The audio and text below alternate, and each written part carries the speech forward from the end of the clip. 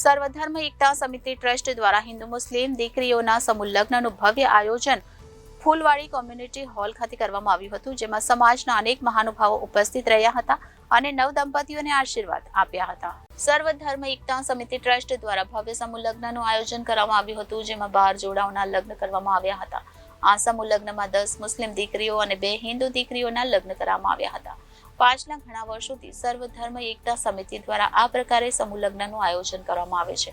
આ ભવ્ય સમૂહ લગ્નનું આયોજન ઝાકીરભાઈ શાહ અને મહેશગીરી ગોસ્વામી દ્વારા કરવામાં આવ્યું હતું, જેમાં તેમાં દરેક ધર્મના ધર્મગુરુઓ ઉપસ્થિત રહ્યા હતા. આ સમૂહ લગ્નમાં દીકરીઓને કરિયાવરમાં જરૂરી સામાન પણ આપવામાં આવ્યો હતો.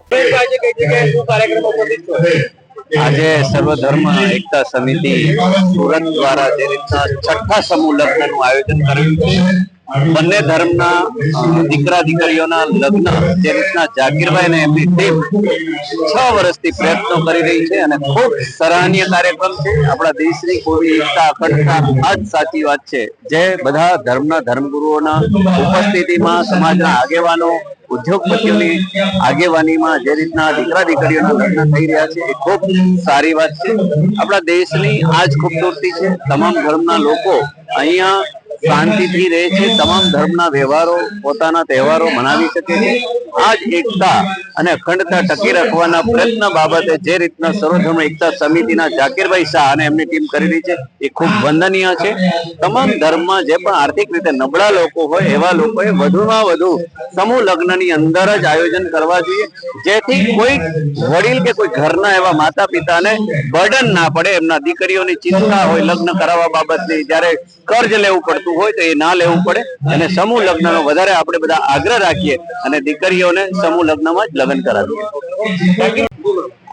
આજે સુરત વેડોળ મુકામે સર્વધર્મ સમાજ એકતા સમિતિ સુરત દ્વારા અને આ સમાજ સંસ્થાના પ્રમુખ ઝાકીરભાઈ શાહ અને સંસ્થાના ઉપપ્રમુખ મહેશગીરી ગોસ્વામી એ લોકોની સમગ્ર ટીમ દ્વારા સર્વધર્મ સમાજના સમૂહ લગ્નનું સરસ મજાનું આયોજન થયું છે. દર વર્ષે આ સંસ્થા દ્વારા સર્વધર્મ ના દીકરા દીકરીઓના સમૂહ લગ્નનું આયોજન થાય છે. ખૂબ સરાહનીય કાર્ય છે. આ તબક્કે તમામને અભિનંદન પાઠવું છું. અહીં હું જોઈ રહ્યો છું કે હિન્દુ અને મુસ્લિમ અને અન્ય ધર્મના તમામ ધર્મગુરુઓ સાથે સમાજના વડીલો, આગેવાનો, માતાઓ, બહેનો એક મંચ ઉપર એક સાથે બેસીને તમામ દીકરા દીકરીઓને આશીર્વાદ આપી રહ્યા છે. આજે 10 લગ્ન મુસ્લિમ દીકરા દીકરીઓના છે, 2 લગ્ન હિન્દુ દીકરા દીકરીઓના. આવી રીતે સર્વધર્મના દીકરા દીકરીઓનું સમૂહ લગ્નનું આયોજન દર વર્ષે આ સંસ્થા કરી રહી છે.